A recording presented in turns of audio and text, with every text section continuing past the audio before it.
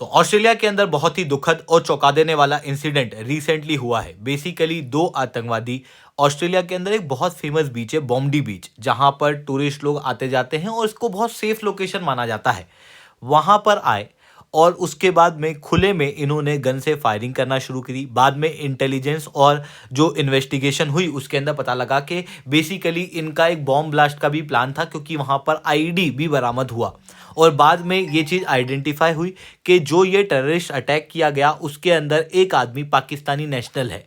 Tourist location के ऊपर Pakistani national के द्वारा इस तरीके का आतंकवादी अटैक पहले भी आप लोगों ने इंडिया के अंदर देखा होगा। यानी कि ये जो चीज़ है, ये जो आतंकवाद पाकिस्तान से फैल रहा है, ये केवल इंडिया का इशू नहीं है बल्कि ये एक ग्लोबल इशू है। इवन 1996 के अंदर भारत ने भी ये कहा था। और ये और ज़्यादा चौंका देने वाला इसलिए हो जाता है क्योंकि ऑस्ट्रेलिया के अंदर इस तरीके के गन को ओपनली चलाने के इंसिडेंट काफ़ी रेयर हैं। आखिरी बार 1996 के अंदर इस तरीके का मसैकर देखने को मिला था। तो एग्जैक्टली यहाँ पर क्या हुआ है, इसे मैं शुभलिंग चौहान डिटेल में आप लोगों के साथ में चर्चा करूंगा। बट उसके पहले आप लोग मेरे साथ में SRC10 टेलीग्राम ग्रुप के ऊपर जुड़ सकते हो। मेरे क्लास की अपडेट, PPT, PDF सब कुछ आपको हमें मिल जाएगी। यूपीएससी CSE की तैयारी करना है, इंडिया के टॉप एजुकेटर से ऑफलाइन क्लासेस के अंदर पढ़ना है, तो आप लोगों के पास में अच्छा मौका है। अनअकैडमी अब केवल ऑनलाइन नहीं रहा है, अनअकैडमी अब ऑफलाइन भी आ चुका है। जुड़ना चाहते हो तो इस नंबर पर कांटेक्ट कर सकते हो। इसके अलावा मंथली करंट अफेयर्स की मैगजीन, प्रीवियस ईयर के क्वेश्चन, प्रीलिम्स के मॉक टेस्ट, एनसीईआरटी के नोट्स की समरी, इंडिया ईयर बुक की summary free of cost download करना है। नीचे डिस्क्रिप्शन के अंदर मैंने लिंक दी है, वहां से आप लोग डाउनलोड कर सकते हो।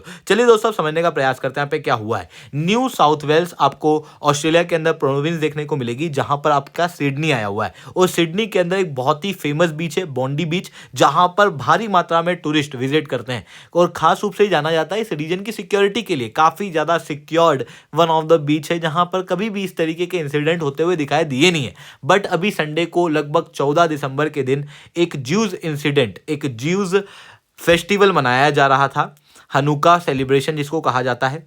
और यहाँ पर इस इवेंट के अंदर दो आतंकवादी आए और इन्होंने ओपन में गन फायरिंग करना शुरू कर दी, जिसके बाद में लगभग 11 लोगों की मृत्यु अभी तक रिपोर्ट हुई है। 29 लोग वाउंडेड हैं, जिसके अंदर 2 पुलिस ऑफिसर भी यहाँ पर घायल हुए हैं। जो गनमैन है उनमें से एक गनमैन को तो मार दिया गया है, और जो दूसरा गनमैन था या कहूँ जो दूसरा आतंकवादी था वो अभी भी क्रिटिकल कंडीशन में है। इन दोनों में से एक आतंकवादी पाकिस्तानी नेशनल पाया गया है। इवन ये पाकिस्तानी क्रिकेट टीम का भी बहुत बड़ा फैन है, जिसके अंदर आपको नवीद अकरम यहाँ पर देखने को मिलेगा, जो कि पाकिस्तान के कई सारे क्रिकेट इवेंट के अंदर जर्सी पहन के यहाँ पर आया हुआ है। इवन पाकिस्तान की जर्सी भी इसके पास से बरामद हुई है।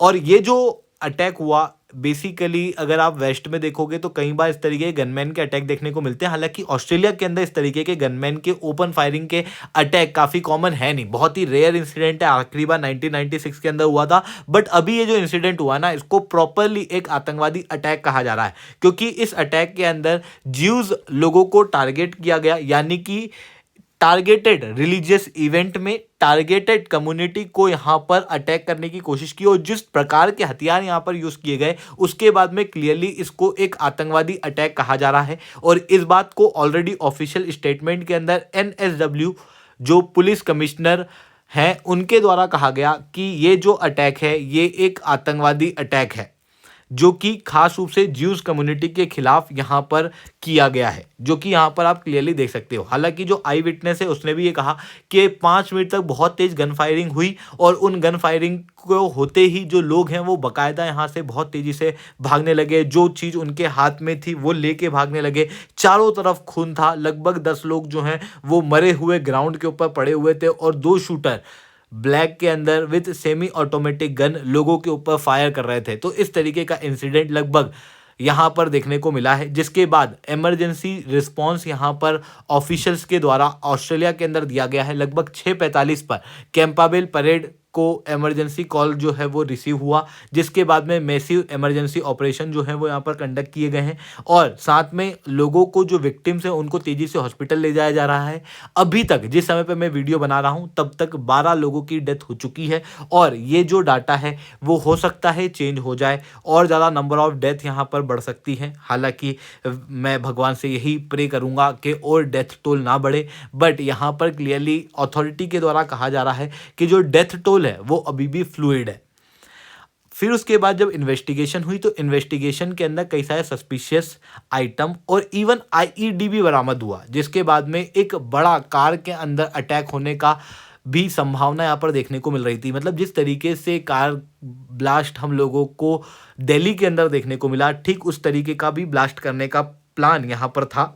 हालांकि वो यहाँ पर सक्सेसफुल नहीं हुआ ऑस्ट्रेलिया के अंदर, जिसके बाद इंटरनेशनल लेवल पे जो इजरायली प्रेसिडेंट हैं इसाक हर्जोग, उनके द्वारा कहा गया कि this is a cruel attack on the Jews community. ऐसी कंडीशन में जो एंटी सेमिटिज्म है उसको कंट्रोल करने की बात यहाँ पर की है। हालांकि अब इस इंसिडेंट को आप पूरे वर्ल्ड की मीडिया के द्वारा कवर होता हुआ देखोगे, क्योंकि ये सच में एक बहुत ही रेयर इंसिडेंट है। क्योंकि ऑस्ट्रेलिया के सबसे फेमस बीच पे, जो कि एक बहुत बड़ा टूरिस्ट स्थल है जहां पर देश विदेश के लोग आते हैं, वहां पर एक तो इस तरीके का इंसिडेंट होना काफी ज्यादा चौंका देने वाला है।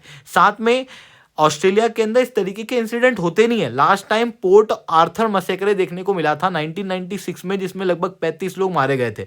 उसके बाद से आप देखोगे तो ऑस्ट्रेलिया के अंदर गन लॉस काफी ज्यादा स्ट्रिक्ट है। ऐसी कंडीशन में इस तरीके के इंसिडेंट आपको ऑस्ट्रेलिया के अंदर काफी कॉमन होते हुए नहीं दिखाई देंगे। बट अभी ये जो इंसिडेंट हुआ है ना, ये अपने आप में और ज्यादा चौंका देने वाला दिखाई दे रहा है। आई होप ये सारी बातें आपको समझ में आई होंगी। लेक्चर अच्छा लगा हो तो लाइक करना, लेक्चर बहुत अच्छा लगा हो नीचे SR10 कमेंट करना। यूपीएससी सीएससी की तैयारी करना, इंडिया के टॉप एजुकेटर से ऑफलाइन क्लासेस के अंदर पढ़ना है तो एक और इंपॉर्टेंट इंफॉर्मेशन जो मैं आपको देना भूल गया, बेसिकली इस इंसिडेंट के बाद इंडिया ने भी हाई अलर्ट जारी कर दिया है कि ज्यूज फेस्टिवल और जो दूसरी चीज़ें होती हैं ज्यूज कम्युनिटी की, उसके लिए कहा हुआ है कि अभी 8 दिन के अंदर कोई बड़ा अटैक इंडिया के अंदर भी होने की संभावनाएं हो सकती हैं। ऐसी कंडीशन में इंडिया के अंदर भी कई सारे मेजर शहर जो हैं वो हाई अलर्ट पे हैं। आई होप ये सारी बातें आप लोगों को समझ में आई होंगी।